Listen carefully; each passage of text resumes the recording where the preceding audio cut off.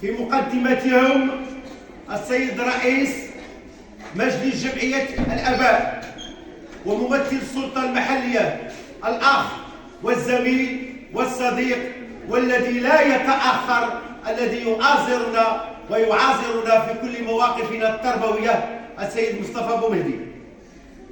نقدم خالص التعازي لجميع الأسر والعائلات في وطننا الحبيب، متضامنين معهم قلبا وقالبا أمام هذا المصاب الجلل، الزلزال الذي وقع كالصاعقة على بيوت فدمرها وبنايات فهدمها ونفوس فأحزنها، مخلفا ثكلى وجرحى وقتلى أيضا. إنها الهزات الأرضية اللعينة المتتالية التي جرت في ذيولها أطفالا أبرياء وقلوبا بيضاء والكثير من الفقراء، هزات راح ضحيتها العديد من الشهداء، هزات خلفت جثثا مترامية وأبدانا ملتوية وأشلاء متناثرة، هزات خلفت صياحا وعويلا تقشعر له الأبدان، فتداعى لها عموم وطننا الحبيب وفي طليعة المعاصرين قائدنا المفدى جلالة الملك محمد السادس نصره الله وأيده. اللهم هؤلاء عبادك ضعفاء أمام عظمتك، فرحمة ورأفة بهم اللهم اجعلهم في أمانك وضمانك وإحسانك، واحفظهم بحفظك يا كريم يا رحيم. اللهم إنا نسألك عفوا يكفيهم وعافية تغنيهم ومقاما في الفردوس يعليهم، ورحمة ومغفرة لهم ولوالديهم يا رب العالمين. الموت كأس المرء ذائقها لا محالة، ولكن المصاب اليوم عظيم، تنفطر له الأبدان وتهتز له المشاعر والوجدان.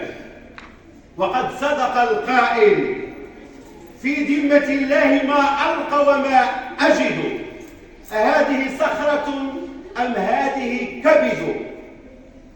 قد يقتل الحزن من أحبابه بعد، فكيف بمن أحبابه فقدوا؟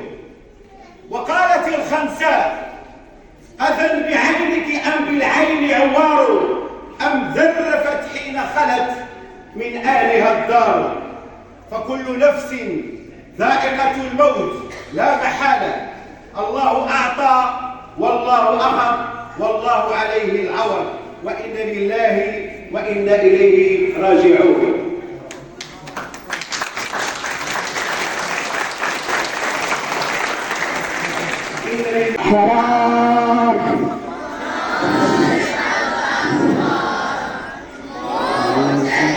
سؤدد وحماه منتدى وحماه في الأوطان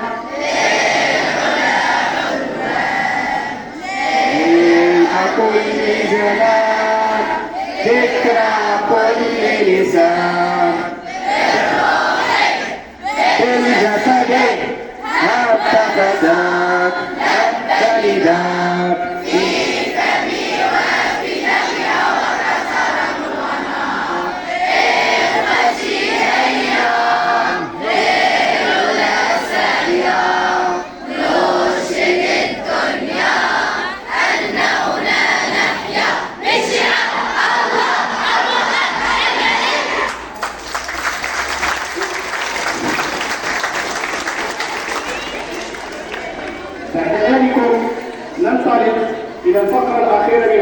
السابقة، وهي تلاوة الفاتحة ملحوظة، لا نصفق بعد القراءة أبدا. إذن بسم الله الرحمن الرحيم. الحمد لله رب العالمين الرحمن الرحيم مالك يوم الدين إياك نعبد وإياك نستعين اهدنا الصراط المستقيم صراط الذين أنعمت عليهم غير المغضوب عليهم ولا الضالين آمين. والحمد لله رب العالمين. شكرا لكم.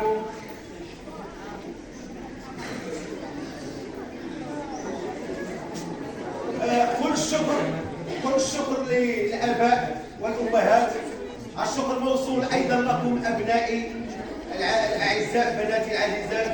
والشكر أيضا موصول لحضورنا الذين عهدنا فيهم الاستقامة والتميز والمضي بالمتعلمين قدما في شعاب التحصيل والمثابرة والجد. شكرا مرة أخرى.